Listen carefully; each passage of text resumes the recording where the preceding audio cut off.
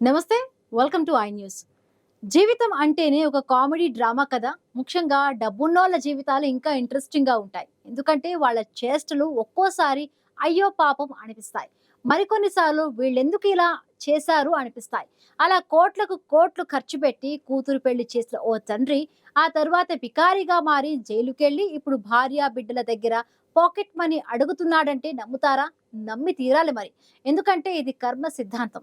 పరాకాష్ఠకు చేరిన ఒక విలాసం, పాతాళానికి చేరిన ఒక జీవితం. ఇంతకీ ఎవరా పెద్ద మనిషి?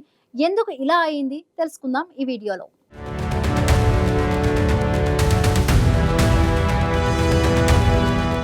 ఒకానొకప్పుడు ప్రపంచంలోనే అత్యంత సంపన్నుల్లో ఒకరైన లక్ష్మీ మిట్టల్ తమ్ముడు మన ప్రమోద్ మిట్టల్. ఈయనంటే మామూలోడు కాదు, పేరుకు తగ్గట్టే ప్రమోదుడు. అంత డబ్బు ఏం చేసుకుంటాం అని ఆలోచించకుండా ఎలా ఖర్చు పెట్టాలి అని ఆలోచించే టైపు. అలాంటి ప్రమోద్ మిట్టల్ 2013లో తన ముద్దుల కుమార్తె సృష్టి మిట్టల్ పెళ్లి చేశారు. ఎంత ఖర్చు పెట్టారంటారా? ఊహించండి. ఊహించడం కూడా కష్టం. ఏకంగా 550 కోట్లు. అవును, 550 కోట్లు.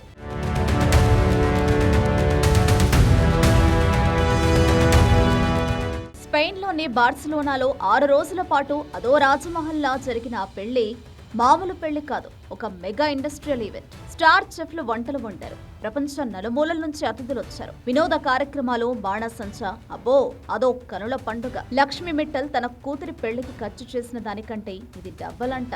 మా అన్న కంటే నేను తక్కువ ఏంటి అనుకున్నాడో ఏమో. అంతా బాగానే ఉంది. కోట్లకు కోట్లు ఖర్చు పెట్టి పెళ్లి చేశారు. తీరా చూస్తే ఆ తర్వాత కర్మ సిద్ధాంతం తన పని మొదలు పెట్టింది. అసలు కథ అప్పుడే మొదలైంది. ఈ పెద్ద మనిషి బోస్టియాలో ఒక కంపెనీకి జెకిల్ అనే సంస్థకు గ్యారంటీగా ఉన్నారట. ఆ కంపెనీ 116 మిలియన్ల, అంటే మన ఇండియన్ కరెన్సీలో దాదాపు 1000 కోట్లకు పైగా అప్పులు ఎక్కుంటుంది. ఇంకేముంది, ఆ భారమంతా మన ప్రమోద్ నెత్తి మీద పడింది. నేను పెద్ద గ్యారంటర్ని అనుకున్న ఆయన చివరికి అప్పులకు గ్యారంటీగా మిగిలిపోయారు.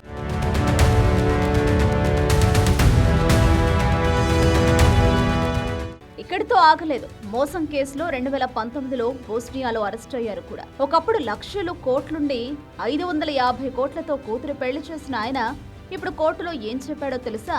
నా దగ్గర ఢిల్లీలో కేవలం 45 పౌండ్లు, అంటే 4,500 రూపాయలు విలువైన ఆస్తి మాత్రమే ఉంది అని చెప్పారట. ఏకంగా 2.5 బిలియన్ పౌండ్లు, అంటే దాదాపు 24,000 కోట్ల అప్పులో కూరుకుపోయి లండన్ కోర్టు చేత దివాలా తీసిన వ్యక్తిగా ప్రకటించబడ్డారు.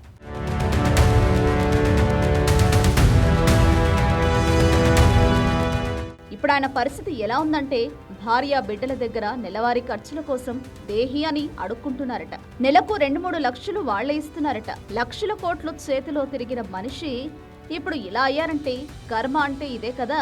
విలాసం పరాకాష్ఠకు చేరితే పతనం కూడా అంతే వేగంగా ఉంటుందని ఈ కథ చెబుతోంది. డబ్బు శాశ్వతం కాదు అనే మాటకి, విలాసం తాత్కాలికం అనే మాటకి ప్రమోద్ మిట్టల్ జీవితం ఒక నిదర్శనం.